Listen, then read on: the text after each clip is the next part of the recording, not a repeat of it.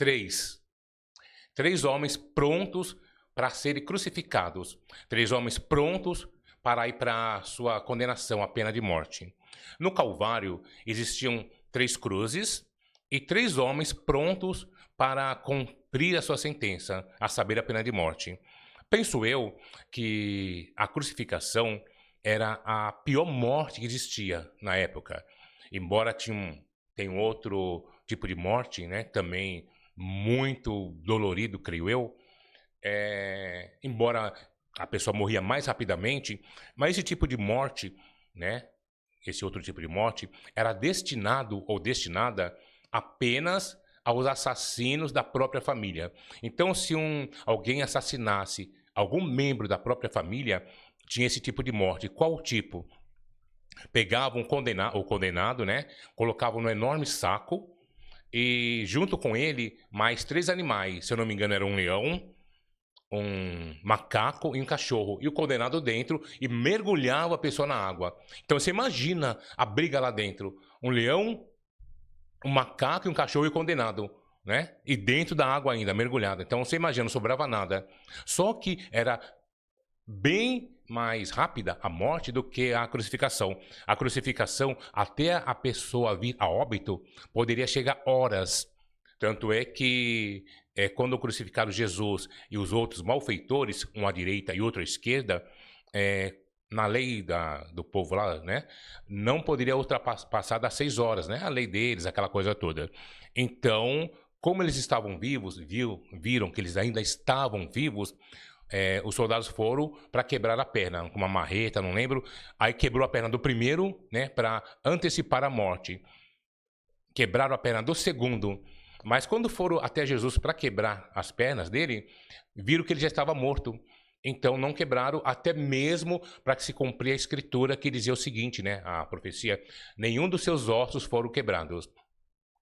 E era uma morte horrível, tanto é que estava escrito o seguinte: maldito todo aquele que for pendurado no madeiro. Então foram e crucificaram Jesus. E para você ter uma ideia como que era sofrida, eles crucificavam as pessoas, né? A pessoa, né? Pregavam um cravo nas mãos, né? E amarravam com a corda, né? No madeiro, porque com o peso do corpo da pessoa, conforme ia passando o tempo, as horas, havia a tendência de que, se não tivesse amarrada com uma corda, né? Só com cravo, ia descendo, rasgando toda a mão e ia ter que fazer de novo. Então eles amarravam para a pessoa não descer, né? E fazer tudo de novo, né? Assim, tipo, então tinha a corda, né? Aí você imagina o sofrimento que foi, embora não tenham quebrado nenhum dos ossos dele, na profecia que tinha, falaram o seguinte, né? Jesus falou o seguinte: e todos os meus ossos se desconjuntaram. Ou seja, você imagina o peso da pessoa, sei lá, 60, 70, 80 quilos, não importa. Ela é crucificada, né? E conforme vai passando o tempo, ela vai cansando de fazer pressão, ela se deixa levar. E o peso do corpo, né, começa a puxar, a gravidade no caso, né, para baixo. Só que ela era impedida porque, além de estar com os cravos na mão, tinha a corda. Então você imagina o peso ia puxando com o tempo, todos os ossos, né, do braço, por exemplo, ia soltando, ia se desconjuntando. Você imagina a dor que era. Fora que, antes disso, já haviam batido nele, arrancado a barba, enfim, né? E você imagina a dor que era. Aí tem um detalhe. No caso, esses três crucificados, né, três condenados, né, a saber, o Senhor Jesus, estava sendo crucificado por inveja, né? Tinham inveja dele, né? Então ele estava sendo crucificado por inveja. Não diferente do que acontece hoje. Muitas pessoas hoje em dia são crucificadas, né? Não literalmente falando, mas são crucificadas, né? Por inveja. Então, só um exemplo. É uma coisa assim, um detalhe, mas você vai entender. Sei lá, uma menina está no colégio e ela se destaca das outras por ser bonita. Ela não fez nada de mal para nenhuma das outras. Aí as outras começam a atacá-las, até mesmo fisicamente, para marcá-la. A pessoa é destacada que ela trabalha e ela é destacada no trabalho. Ela não faz nada de mal para ninguém. Mas só o fato dela se destacar já é motivo para ser perseguida, né? E tantos outros setores, tudo.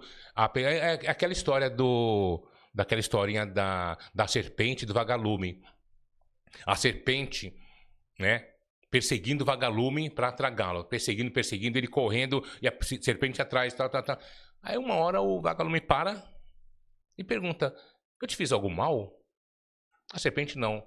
Eu faço parte da sua cadeia alimentar? Não. Aí o vagalume pergunta para a serpente: então por que você está me perseguindo? Aí a serpente explicou o seguinte: porque o seu brilho me incomoda. Então, se você brilha em qualquer lugar, em qualquer setor, o seu brilho vai incomodar as pessoas e você vai ser perseguida só por causa disso. E foi o que aconteceu com Jesus. Ele foi perseguido, condenado, foi à cruz só pelo fato de incomodar, de se destacar. E do lado esquerdo e do lado direito de Jesus, existiam também mais outros 2 condenados, malfeitores. Só que esses outros 2 estavam sendo condenados, né? Iam para a morte, né? Digamos assim, por justa causa. Eles eram malfeitores, né? Só que você vê, até nisso, a diferença.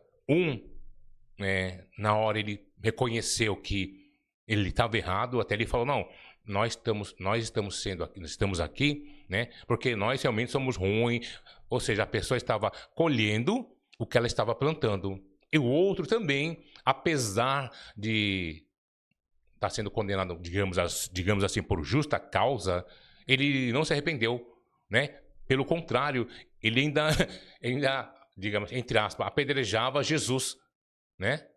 E aí o outro que se arrependeu, né? Ele foi para a morte também, só que Jesus falou: ainda hoje te digo, né? Eu te digo, em verdade te digo, ainda hoje estarás comigo no paraíso. Onde eu quero chegar?